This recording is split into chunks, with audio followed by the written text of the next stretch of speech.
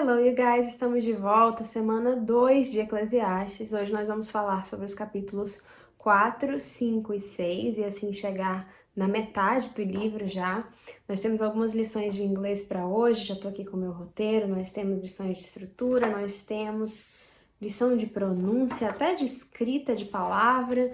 Então tem algumas coisas bem interessantes. Vamos direto ao ponto, não vamos perder tempo. Alguns comentários aí a gente tem para fazer.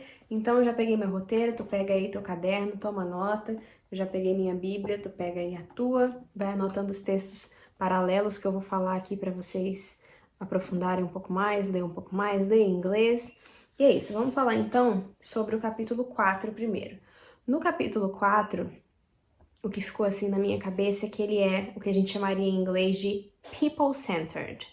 People-centered, que ele é centrado nas pessoas, ou seja, o foco dele é pessoa, relacionamento, correlação entre seres humanos, e ele foca em duas palavras que dentro do âmbito cristão, em inglês, são palavras bem conhecidas que a gente chama de fellowship and communion. Fellowship and communion. Então, fellowship é a ideia de companheirismo e communion é a ideia de comunhão. Se você não conhecia, tá aí duas palavras novas para você. Fellowship, fellowship, communion, communion.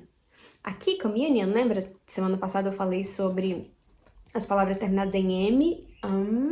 Aqui, communion, termina em N. E o N é formado aqui, ó. Língua entre os dentes. E vibração de garganta. Então, communion, communion, communion. Lógico que eu falar rápido, a língua nem aparece tanto assim. Communion, communion, beleza? Fellowship and communion. Então, ideia de companheirismo e communion, comunhão. Eu tenho alguns versos preferidos aqui nesse capítulo também, então vamos destacar eles. São os versos do 9 ao 12. Eu vou ler aqui para vocês. Pega a sua Bíblia daí, pega o material de Eclesiastes, vamos lá. Ó, 9. Two are better than one, because they have a good return for their labor. If either of them falls down, one can help the other up. But pity anyone who falls and has no one to help them up. Also, if two lie down together, they will keep warm. But how can one keep warm alone? Though one may be overpowered, two can defend themselves. A cord of 3 strands is not quickly broken. Ele está falando aqui dos benefícios de sermos dois ao invés de um. Então ele fala que 2 é melhor do que 1, porque eles têm um melhor retorno a respeito dos seus trabalhos. Se um deles cai, o outro pode ajudar a levantar, mas tenham pena daquele que não tem ninguém para o ajudar a levantar. E também, se 2 se deitam juntos, eles têm como manter um ao outro aquecido. Mas como pode um só se manter aquecido sozinho? Não tem como. Um pode ser suprimido, né? E aqui tem overpowered, vocês já aprenderam over, que é além da conta, powered, power é poder, então overpowered, quando alguém vem overpowered você, é porque você está sendo suprimido por aquele poder além da conta. Então, apesar de que um sozinho pode ser suprimido, né, receber essa quantidade de poder além da conta e não conseguir se defender, 2 conseguem se defender. E ele fala essa frase linda, a cord of 3 strands is not quickly broken, que é uma corda de 3 laços, né, ela não é de 3 dobras, ela não é quebrada facilmente. Então são versos lindos a respeito de fellowship and communion, né, a ideia de companheirismo e de comunhão, muito usado em casamentos também esses versos, mas de maneira geral, na nossa convivência enquanto igreja de Cristo, também a ideia de fellowship and communion presentes nesses versos aqui são importantes, também pode ser usado nesse sentido. Já falei sobre a cord of 3 strands, que eu gosto muito dessa noção de uma corda de 3 laços, 3 dobras, ela não se quebra com facilidade.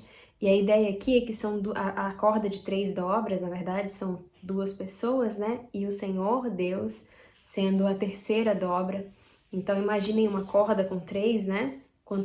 3 entrelaçados, 3 dobras entrelaçadas, quanto mais você puxa para quebrar, mais esses 3 laços eles se prendem e permanecem ainda mais fortes.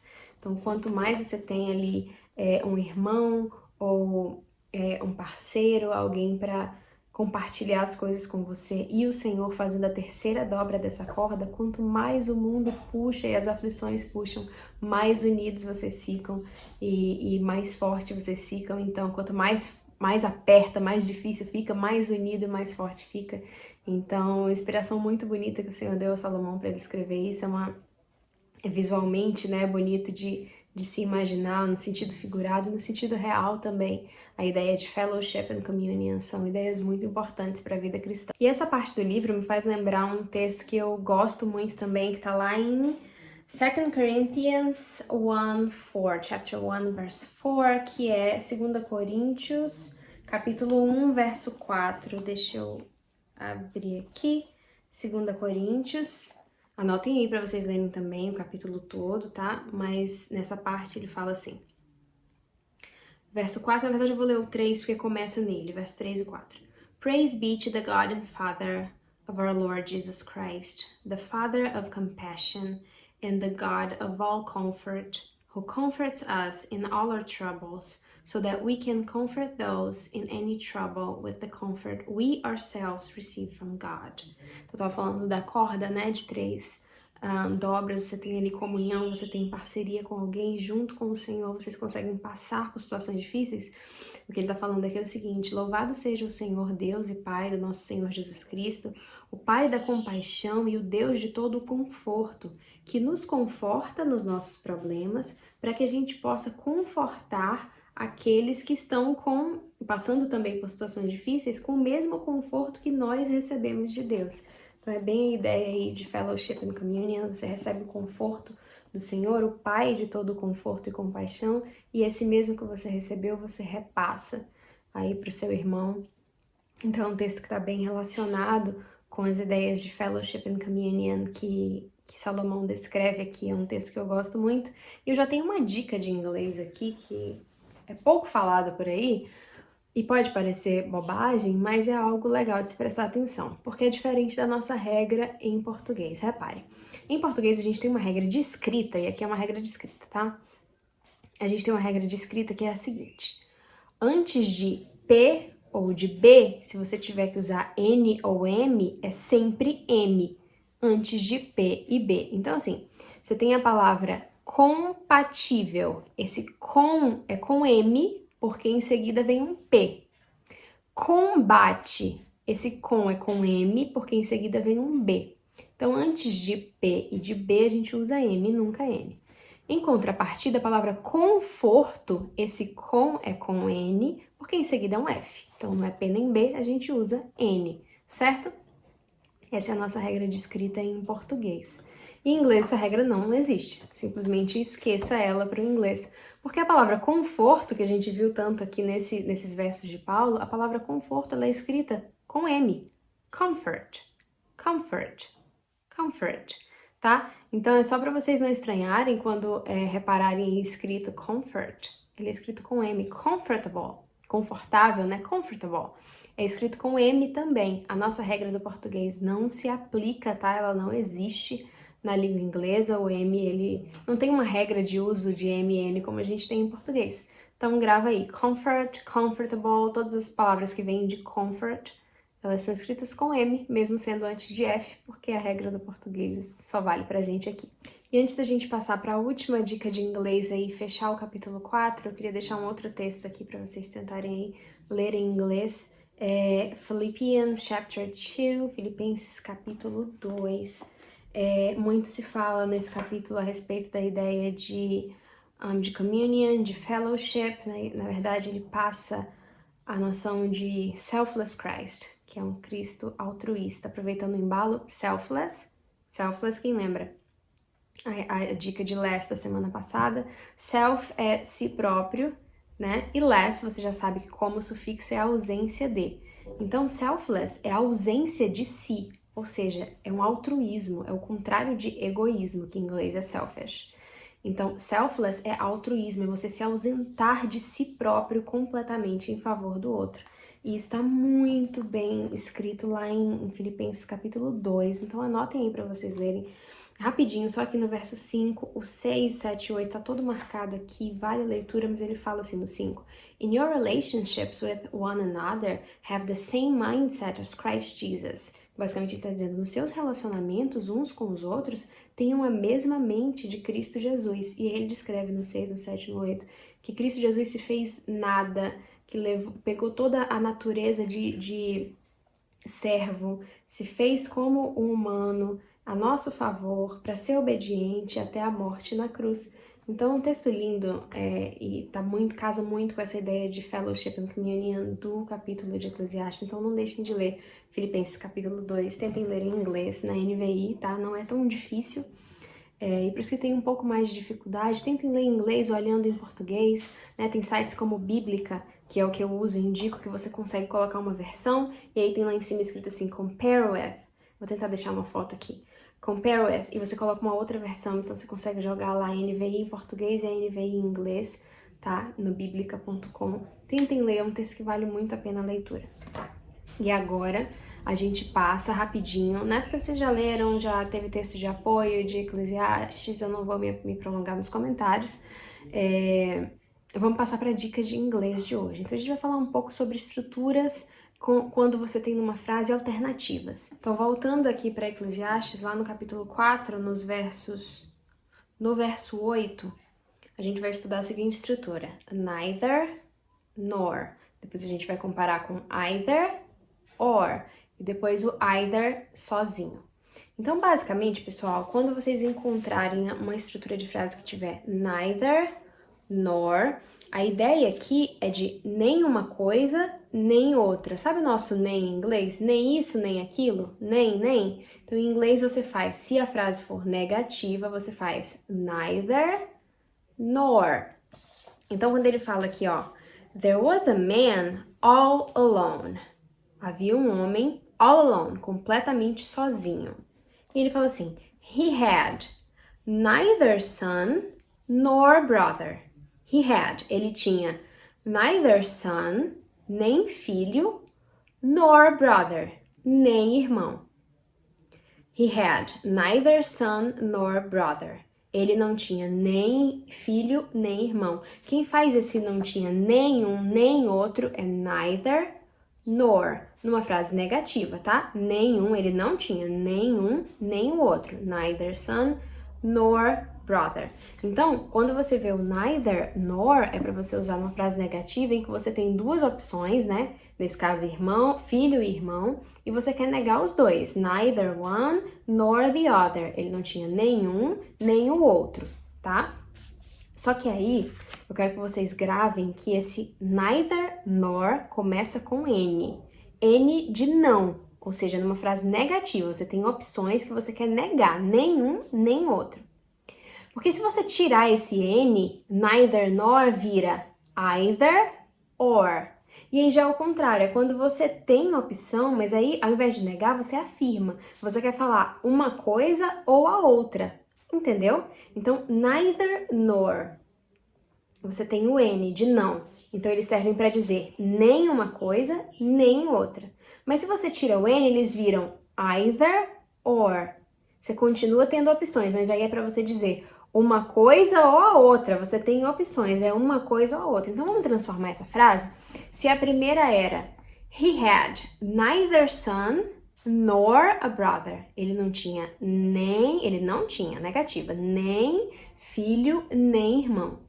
Vamos supor que você quer falar assim, nossa, eu não lembro, ele tinha, eu acho que ou uma irmã ou um irmão. Aí você pode falar assim, ó, I can't remember, he had either a brother or a sister.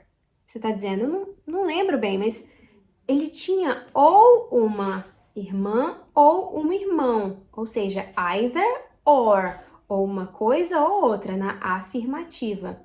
I can't remember, I think he had either a sister or a brother. Eu acho que ele tinha ou uma irmã ou um irmão, tá? Então reparem as diferenças, prestem atenção. Na primeira, que escreve com N, neither nor, você está negando opções, né? Nem uma coisa, nem outra. E no segundo, que é either or, você também tem opções, mas aqui você está afirmando que ou é uma coisa ou é outra. beleza? Mas você também pode encontrar o either sozinho, sem ser esse either or, para fazer ou uma coisa ou outra. Você pode encontrar ele sozinho na frase, igual nós temos aqui no verso 10. Quer ver? Vamos reler aqui o verso 10. Quando ele fala assim, if either of them falls down, one can help the other up. Porque ele está dizendo, se um dos dois cair, um pode ajudar o outro a se levantar. Então, esse either sozinho, que não está fazendo uma coisa ou outra, ele está escrito sozinho, ele significa que você tem opção, mais de uma coisa. Mas também você não está comparando. Então, se either of them falls down, a ideia é se qualquer um dos dois, aqui não é mais ou um ou outro. Se o either está sozinho, a ideia que passa é if either of them falls down, se qualquer um dos dois, aí não é um ou outro, é qualquer um dos dois. Das opções que você tem, qualquer uma delas. Se qualquer um dos dois cair, o outro pode ajudar a levantar, tá? Então, bizu aqui pra gente fechar a ideia. Neither nor, tem o N, então é negativa. Nenhum, nem outro. He had neither a son nor a brother. Ele não tinha nenhum filho, nem um irmão. Aqui, either or é afirmativa, não tem N. Então, é ou uma coisa ou outra, tá?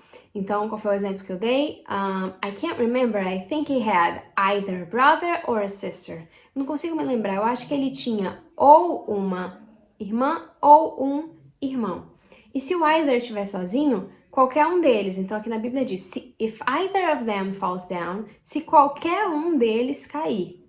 Beleza? Daí a gente passa para o capítulo 5. E aqui muda completamente o tema, tá, pessoal? Se antes ele estava falando no 4 de fellowship, communion, relacionamentos entre as pessoas, no 5 ele já começa com alguns avisos de cuidado com as coisas do alto, cuidado ao entrar na casa do Senhor, cuidado ao fazer um voto com o Senhor, cuidado. Então a ideia é de temor. É legal te falar aqui que temor em inglês, a gente usa a palavra to fear. Fear, lembra que eu falei do fearless lá na semana passada? Fear é medo. A gente usa a mesma palavra em inglês. Em português a gente usa temor, e temor passa a ideia não só de medo, né? Quando você teme, o temor do Senhor, ele não é apenas um medo de Deus. O temor significa também você ter um respeito, você ter um zelo ao se aproximar, né? Então o temor envolve ali também, né? Um receio, ali um pouco de receio, de dar um passo para trás, de ir com cuidado, mas também significa você ter um zelo, você ter um cuidado maior, né? Mas em inglês a gente usa fear, então se ele fala assim, therefore fear the Lord, portanto, tenham temor ao Senhor, temam ao Senhor, nesse sentido. E aí esse texto, ele se relaciona para mim com o Salmo 51, que nos lembra lá quais são os sacrifícios que são aceitos pelo Senhor, né? Que esse temor e esse cuidado que a gente tem deve nascer ali do nosso coração. E no Salmo 51 ele fala sobre os sacrifícios que o Senhor recebe. Eu quero que vocês leiam o Salmo 51, tentem ler em inglês, eu vou abrir ele aqui. E aí no Salmo 51 ele fala assim, My sacrifice, O God, is a broken spirit, a broken and contrite heart, you, God, do not despite. Ele está dizendo, meu sacrifício ao Senhor é um espírito partido, um espírito quebrado, quebrantado. Legal que ele usa broken, que é quebrado, né, em inglês. A broken spirit, que passa a ideia de um espírito quebrantado. A broken and contrite heart, um coração quebrado e contrito, aquele uso quebrado de novo nesse sentido de contrito, quebrantado. You, God, will not despite. Você, né, Senhor, não vai rejeitar, não vai desprezar. Apesar de ter sido um escrito por Davi, o Salmo e Eclesiastes por Salomão, né, pai e filho, os temas aqui se relacionam quando quando Salomão fala que ao abordar, né, o Senhor, a casa do Senhor, para ir com cuidado e com temor. Davi fala sobre os sacrifícios, né, que ao se aproximar do Senhor, os sacrifícios que ele aceita, que é, né, o espírito quebrantado, um coração contrito. Então não deixem de ler o Salmo 51 em inglês, é um salmo bem bonito também. Mas aí vamos voltar aqui para Eclesiastes. No capítulo 5, o Salomão ele volta a falar sobre riquezas. Então ele muda completamente o tema do 4 aqui e ele volta para as riquezas. E ele chega a concluir mais uma vez que não há satisfação nos nossos corações através da riqueza. Porque na verdade quem concede a alegria aos nossos corações não são as coisas terrenas, mas a alegria vem do Senhor. Os versos 18 a 20 valem o destaque, quer ver? Vamos ler eles aqui, ó. 18. This is what I have observed to be good, that it is appropriate for a person to eat, to drink, and to find satisfaction in their toilsome labor under the sun during the few days of life God has given them. For this is their lot. Moreover, when God gives someone wealth and possessions, and the ability to enjoy them, to accept their lot, and be happy in their toil, this is a gift of God. They seldom reflect on the days of their life because God keeps them occupied with gladness of heart. O que ele está dizendo aqui? Que o que ele observou aqui é apropriado para uma pessoa comer, beber, encontrar, né? Ficar feliz com o seu trabalho, aproveitar de maneira sábia o que eles têm aqui e os dias que o Senhor tem dado a eles, porque essa é a nossa parcela. E que além disso, quando Deus dá riqueza e posses e a habilidade de aproveitá-las, esse é um presente que vem da parte de Deus. Então, não adianta você viver a vida buscando pelas riquezas, que na verdade Deus permite que você as possua, você tenha posses, e é Ele também que dá alegria no seu coração. Então, não é o fato de você possuir que te faz ser alegre. Na verdade, é Deus que, por permissão divina, maravilhosa, te permite ter algumas coisas e ter alegria no coração para aproveitar essas coisas. Ou seja, absolutamente tudo vem da parte de Deus para nós. E aí no 20 ele fala que porque Deus os mantém, né, nos mantém ocupados com alegria de coração. Olha que conselho maravilhoso. Não adianta perseguir outras coisas, porque a ocupação de um coração alegre vem da parte de Deus. Então é a conclusão dele aí de novo, muitas mais outras coisas são meaningless, porque toda a alegria e a satisfação e a eternidade plantada nos nossos corações vem da parte de Deus. E aí esse texto me faz lembrar de um outro, a gente já vai chegar na dica de inglês desse capítulo, mas só pra gente fechar aqui com mais uma leitura complementar para vocês, que é Filipenses capítulo 4, Philippians 4, vale a pena você ir lá dar uma lida ao final da carta. Já, deixa eu abrir aqui. E é assim, um trecho que eu acho completamente fantástico, porque Salomão estava lá em Eclesiastes, muito tempo antes, destrinchando sobre o que dá alegria nos nossos corações, sobre Deus permitir que nós tenhamos algumas coisas, e Ele que nos mantém ocupados com alegria. E aqui no capítulo 4, Paulo vai falar sobre o segredo da alegria e do contentamento dele, independente de ter sido permitido a ele ter riquezas e posses ou não. Olha que coisa linda que ele fala. I am not saying this because I am in need, for I have learned to be content, whatever the circumstances. I know what it is to be in need, and I know what it is to have plenty. I have learned the secret of being content in any and every situation, whether well-fed or hungry, whether living in plenty or in want. I can do all this through Him who gives me strength. Ele está falando com aqui os filipenses, ele diz, eu me regozijo no Senhor porque vocês, né, se preocupam comigo, vocês se importam comigo, vocês estavam preocupados comigo, mas ele fala assim, eu não estou dizendo isso porque eu estou em necessidade. Eu estou dizendo que eu aprendi a ser contente, independente das circunstâncias. Eu sei o que é estar em necessidade e eu sei o que é ter em sobra, ou seja, ele já esteve nas duas situações.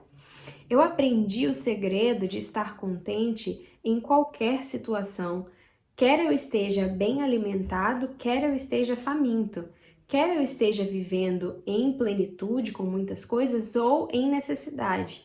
Eu posso fazer todas as coisas através dele que me dá força. Então, casa perfeitamente com o que Salomão estava falando. Salomão, um homem rico, né, que teve muitas posses e muito de absolutamente tudo. Ele estava falando, né, que vem de Deus a essas posses e a alegria também, é o Senhor que ocupa o nosso coração com alegria. E Paulo vem e vai além disso. Paulo fala assim, eu já estive nas duas situações. Eu estive com fome, eu estive bem alimentado, eu estive com muitas posses e eu estive sem absolutamente nada. E eu encontrei a satisfação em qualquer situação, que está nele, está no Senhor. Eu posso fazer tudo através dele que me dá a força. Então são textos que se casam aí, que eu deixo para vocês. Não deixem de ler, de aumentar aí sua imersão em inglês e enfim, são textos que edificam a nossa vida, então vale a pena a leitura. Vamos passar para dicas de inglês, então, para a gente fechar o capítulo 5. Aqui é mais uma dica envolvendo opções, já que a gente está falando, né? Neither, nor, either, or. A gente vai falar de mais uma agora. Então, aqui no verso 12, ele usa uma estrutura que é whether or. Whether or, que geralmente significa se uma coisa ou outra, quer uma coisa ou outra. Então, também é uma estrutura que te dá aí opções, né? Se um ou outro quer uma coisa ou outra. Então, no verso 12, ele fala assim, ó. The sleep of a laborer is sweet, whether they eat little or much. O que significa? Que ele está dizendo que o sono do trabalhador, da pessoa que trabalha, que se esforça, é doce. Quer ele coma muito ou pouco. Tá vendo as opções? Quer uma coisa ou outra. Quer ele coma muito ou pouco. Whether or. Whether one or the other. Quer uma coisa ou a outra. Whether or. É mais uma opção aí para vocês aprenderem. Whether one or the other. Só que eu quero que você preste atenção aqui, tome muito cuidado com uma coisa. Porque assim, ó, esse whether, ele tem a escrita diferente, mas a mesma pronúncia de uma outra palavra que também fala weather. Então esse whether or, se uma coisa ou outra, quer uma coisa ou outra, ele é escrito com dois Hs. É W-H-E-T-H-E-R, weather, weather. Só que a gente tem a palavra weather, vou deixar aqui, que é com W-E-A, que significa clima, clima mesmo de tempo, sabe? Do tempo climático. Então, quando você fala assim, a bad weather é um clima ruim, né? A change in the weather, teve uma mudança no clima. E é a mesma pronúncia, só que a escrita é diferente. Então, tomem cuidado com isso. O da opção, whether or, se uma coisa ou outra, ele tem dois Hs. Lembra? Dois Hs, se tem duas letras. Então, ele faz uma condição, ele tem dois Hs. Whether or, se uma coisa ou outra, quer uma coisa ou outra. E weather, com W-E-A, é clima, tempo, tá? E eu queria dar uma pincelada com vocês também sobre a transcrição fonética, como você vai pronunciar aí weather. Porque muita gente não conhece os símbolos fonéticos. Lá no curso eu ensino os 44 símbolos fonéticos do inglês, ensino a fazer com a boca, né? Na verdade, um som nada mais é do que a forma como você usa e posiciona o seu aparelho bocal e vocálico. Então, todo som do inglês ou de qualquer idioma, ele é formado pelas posições corretas. Então, aonde que eu coloco a língua, qual a posição dos lábios, dos dentes e se usa a voz ou não. Basicamente é assim, os sons são formados por essas combinações do seu aparelho vocal. Eu ensino os 44 lá com uma música do Maroon 5, She Will Be Loved. Então a gente vai cantando a música, eu vou ensinando os 44 sons do inglês. De longe é o módulo preferido dos alunos que passam, é o segundo módulo do curso e é o preferido, assim, o que todo mundo comenta. Então vocês que estão aqui, que já são alunos do curso, vocês já tiraram isso daqui de letra, mas eu vou falar de alguns símbolos fonéticos e como vocês podem fazer para pronunciar a palavra weather, porque tem alguns sons aqui que algumas pessoas têm dificuldade. Então eu vou deixar a transcrição fonética dele aqui e vou te ensinar. A transcrição fonética, basicamente, não são letras. Aqui, quando você olha, você está olhando símbolos que se referem a como fazer o som, tá? Então, para quem conhece transcrição fonética, você bate o olho nisso aqui e você sabe pronunciar a palavra. Então, vamos lá. Weather tem essa transcrição fonética aqui, para as duas palavras, tá? Tanto o weather or, né, o da condição, quanto o weather de clima. É a mesma pronúncia. E aí, vou ensinar para vocês do jeito que eu ensino para os meus alunos, sem firula, sem ficar ensinando termos técnicos nem nada disso. É do meu jeito, tá? Do jeito que eu ensino. Basicamente, o primeiro som que você tem é o do W. O som representado pelo W, basicamente, é um movimento de boca. Que é esse movimento aqui que eu digo para meus alunos, que é do bico pro sorriso. Finge que você está fazendo um biquinho, tipo soltando um beijo, e você passa para um sorriso. Tipo, esse é o movimento do W. O W é isso aqui. E ele aproveita o som da letra seguinte. E na letra seguinte a gente tem um E. E o som dele é esse, E. Então, faz esse E com esse movimento. Ué. Ué. Ué. É isso. o W junto com esse Ezinho é ué, ué. E aí a gente tem em seguida esse aqui que parece um seizinho ao contrário, com uma perninha em cima. Ele é o TH. E os alunos têm, assim, uma cisma com TH, uma dificuldade com TH. TH é língua entre os dentes. Não vai botar meio metro de língua pra fora de jeito nenhum. Tocou, TH. Tocou, TH. Você viu o TH? Língua aqui. Não é língua muito pra fora, não. É só aqui. Toquei, toquei, toquei. Beleza? Tá. Aí você tem dois tipos de TH. O primeiro, que é o que você só sopra, você não usa corda vocal. Então, ó, toquei entre os dentes, deu uma sopradinha, já fez. Tá feito. Tá feito. Ó, bem de perto. Não precisa botar, só encosta. Isso é TH. Só que aí você tem o outro TH, que é o que você usa as cordas vocais. Então, basicamente, você encosta, ao invés de só soprar, você vai vibrar aqui, ó. Bota a mão na garganta que você tem que sentir. É isso mesmo, é só isso. Gente, TH não tem cisma, não tem dificuldade. Toquei a língua entre os dentes, não precisa botar meio metro de língua pra fora, tá feito. E quando vai pra vibrar, você bota a mão aqui pra você sentir a diferença entre os dois. Esse símbolo aqui, ele é representado pelo que você vibra a garganta, tá? Esse símbolo aí é o do TH que vibra, que usa corda vocal. Então, toquei, vibrei. Uma abelha. Beleza? Então, o que você tem aí? Você tem um ué, até agora, certo? E esse último símbolo aqui, eu também não vou me prolongar muito nisso, tá? Mas ele é um schwa, o nome dele é o schwa, que é a letra mais, o som mais relaxado da língua inglesa. Basicamente é um A. A que você faz assim com a boca o máximo do relaxado possível, A.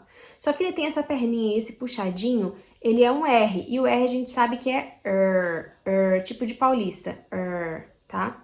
Então os dois juntos, eles juntam aí o schwa com o R e fica um A com o Rzinho, que ele enrola a língua lá atrás. Então, juntando tudo, você tem ué, weather, weather, beleza? Não tem dificuldade. Ué é treino mesmo, é repetição. Ué,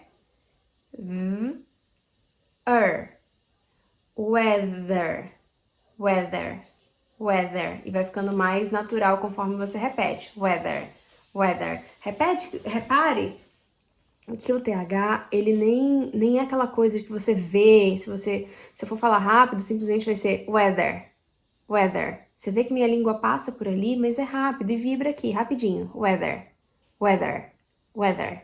Beleza? Então, pessoal, TH, os alunos têm muita dificuldade, mas é questão de treino. Encostei a língua, soprei, ou encostei a língua, vibrei. Não precisa muita língua pra fora, é só encostar e soprar, encostar e vibrar. E tá feito. No resto, é a repetição mesmo, é o shadowing e as coisas que vocês vão fazer para isso ficar fluido e natural, tá? Então, essa foi a dica de inglês do capítulo 5. Weather or weather, não confundam. O primeiro weather escrito com 2 Hs é para condição. Whether one thing or the other, ou uma coisa ou outra, quer uma coisa ou outra. E weather de clima, a bad weather, um clima ruim, tá? E a pronúncia weather, weather. Tá bom? Só treinar agora. E aí a gente passa finalmente para a última parte da nossa aula, que é o capítulo 6. No capítulo 6, pessoal, eu diria que ele é, ao contrário lá do 4, ele é power-centered.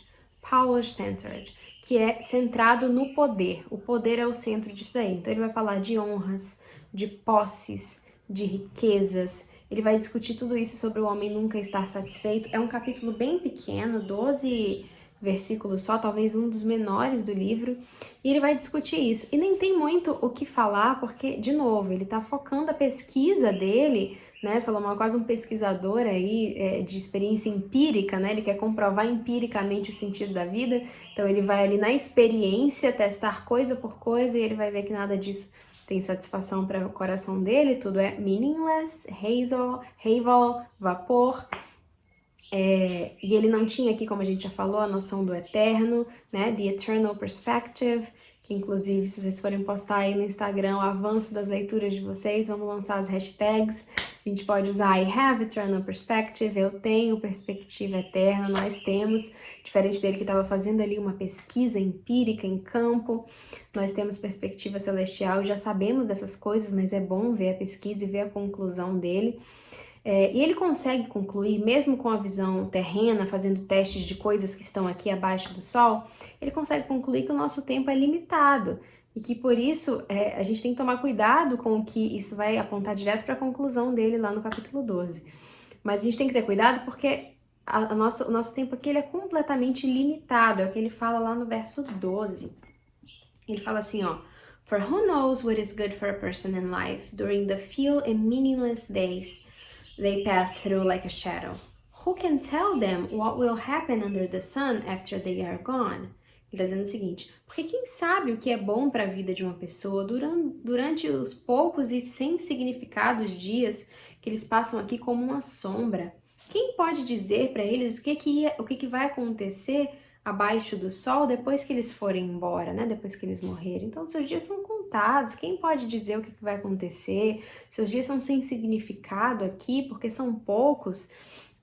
Então, ele tá ainda... Alguns capítulos são bem, como eu posso dizer, até melancólicos, né? Ele ali dentro das análises dele, ele vê que não consegue chegar em muita coisa aqui abaixo do sol.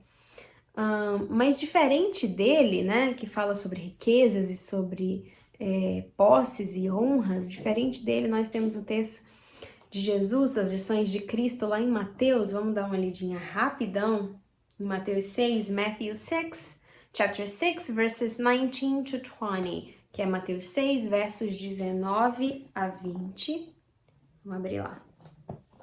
Que eu aconselho, anotem aí também, que eu aconselho que vocês leiam em inglês.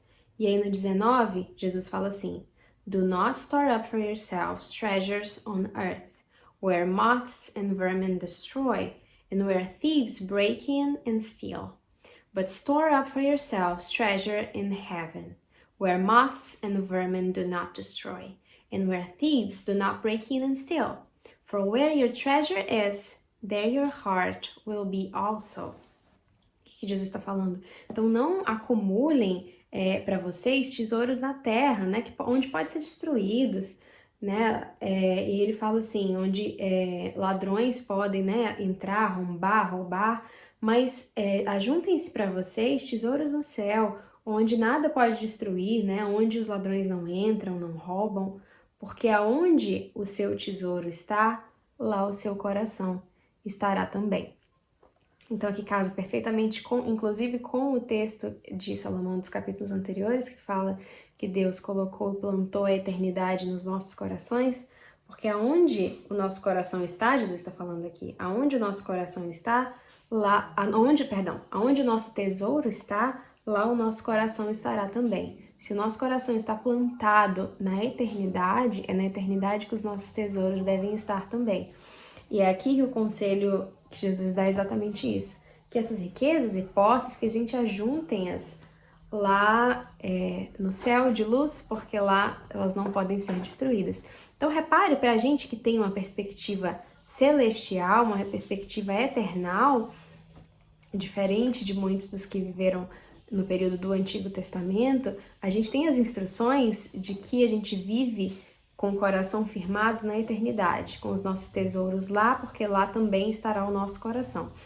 Então a gente vive tranquilo nesse processo em que Salomão estava aqui na agonia, deixa eu tentar descobrir, é isso que importa, o que importa de verdade? A gente vive tranquilo porque durante o nosso processo aqui, a gente sabe que o que a gente está juntando não é para aqui. O daqui é destruído, a gente já fez paz com isso, e a nossa passagem aqui é uma trajetória para a eternidade. Então a gente já tem a noção de que a gente é feliz no nosso caminho aqui, porque estamos caminhando para algo maior, apontando para algo muito maior que nos reserva. Mas é interessante ver como Salomão foi buscar na pesquisa dele essas coisas. Vamos ver na honra, nas posses, nas riquezas, se isso satisfaz os nossos corações. E obviamente a conclusão dele é sempre meaningless, everything's meaningless, tudo é vapor, tudo é sem significado. Paulo também deixa pra gente um conselho similar, ele fala, set your minds on things above, not on earthly things. Ou seja, coloquem suas mentes nas coisas do alto e não nas coisas terrenas. Vocês veem como o Antigo e o Novo Testamento, um vai iluminando o outro e complementando. E eu quero deixar também mais uma leitura complementar para vocês, lá em Proverbs 30, Provérbios 30, porque é um texto muito lindo também de Provérbios 30, vale a leitura em inglês, na NVI, eu aconselho que vocês leiam na Nova Versão Internacional, que eu tô sempre falando. E aqui nesse capítulo, e ao longo do livro inteiro, Salomão fala assim, que tudo é meaningless, né? Tudo é sem significado, é transitório. E ele fala assim, a chasing after the wind, que é, né, uma corrida, uma perseguição atrás do vento. Ou seja, que é algo mais sem sentido e sem significado, você correr atrás do vento. Não tem jeito de você armazená-lo, não tem jeito de você alcançá-lo, saber de onde vem, para onde vai. Por isso que ele fala meaningless, a chasing after the wind, é sem significado, é correr atrás do vento, é perseguir o vento. Não adianta de nada.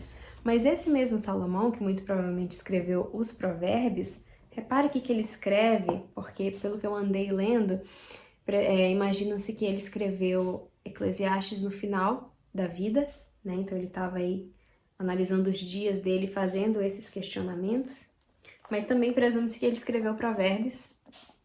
E aí, enquanto em Eclesiastes ele fala assim, é tudo chasing after the wind, é tudo sem sentido, é tudo correr atrás de vento, né? Não tem sentido nenhum.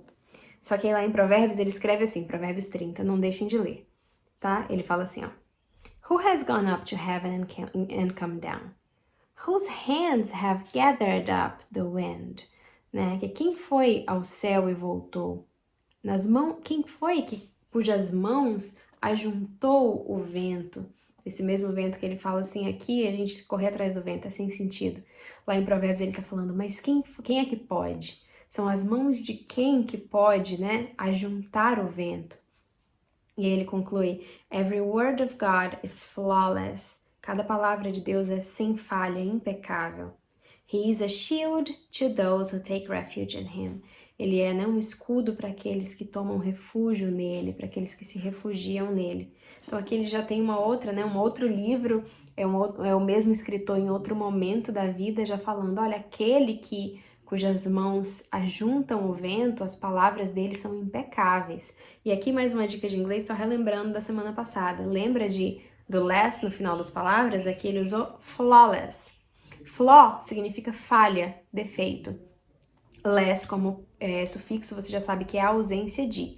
Então, flawless é a ausência de defeito, ou seja, impecável, sem nenhuma falha. Então é isso que ele está falando. Every word of God is flawless. Cada palavra de Deus é sem falha, impecável. Tá? Então não deixem de ler o Provérbios 30, é muito lindo. Tentem ler em inglês, mais uma leitura de apoio aí para vocês. E aí a gente passa para a dica de inglês do capítulo 6, porque eu já falei demais, eu falei além da conta. E eu queria falar com vocês de pronúncia de novo. Tô sempre batendo nessa tecla, porque pronúncia é, pessoal, muitíssimo importante para você alcançar aí o nível de inglês que você quer, no sentido de conseguir se comunicar com clareza, ser entendido, entender. Pronúncia é essencial. E nesse capítulo, muito se falou de posse.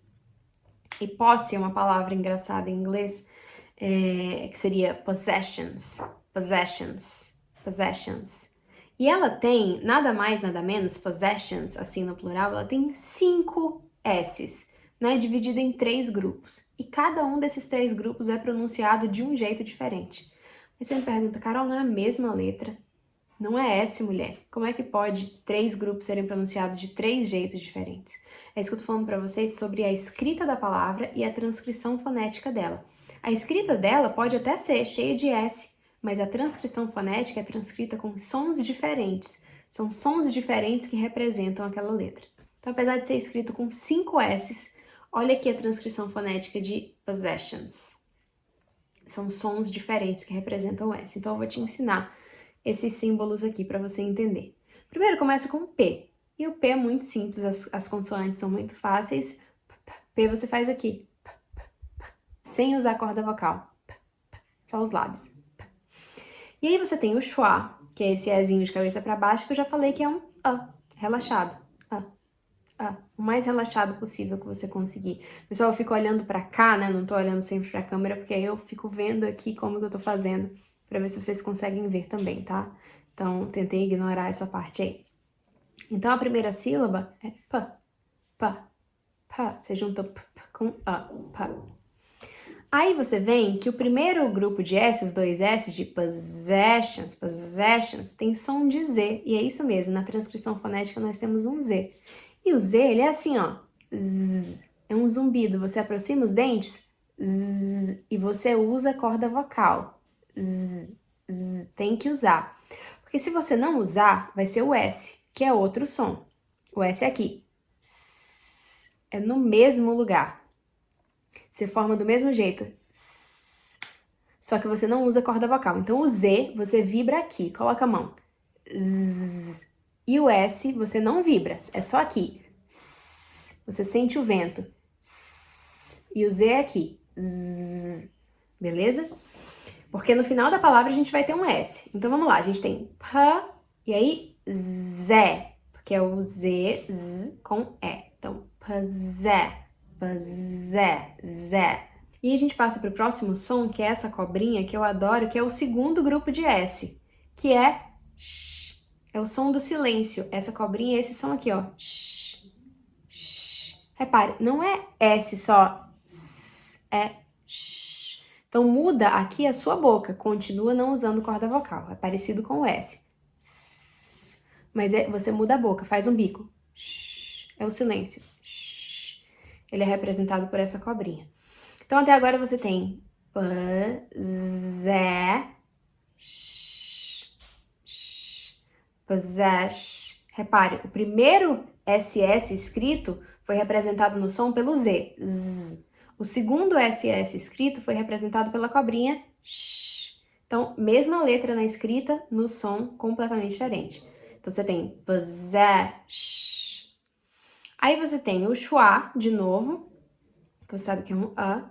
Você tem o N, que eu também já falei que é aqui. N. E aí, por último, você tem o S, que é o contrário do Z, não vibra, é só S. Então fica como, Carol? Possessions. Ó, o schwa que é A. Aí você tem o N, e o S. Beleza? Fazendo devagarzinho assim, só para vocês aprenderem cada som. Quando vocês se depararem, entrar no dicionário e ver uma transcrição fonética, vocês já conhecem esses símbolos e já sabem como que faz. Então, tudo isso vira possessions. Possessions. Repare, são 5 S's na escrita. E na sonoridade, eles são pronunciados de 3 jeitos diferentes. A mesma letra. 3 jeitos diferentes representados na sonoridade, tá? Possessions. Então, você tem o Z, Z, você tem o Sh e você tem o S. Todos eles representados na escrita por S. Possessions. Repete daí. Possessions. Tá bom? E aí tem uma coisa legal, não tá no texto, mas é enfim, uma coisa que a gente vê por aí de fonética, que é para pronunciar em inglês, Oceano Pacífico. Acontece a mesma coisa. Pacific Ocean. Pacific Ocean. Só que acontece aqui com o C.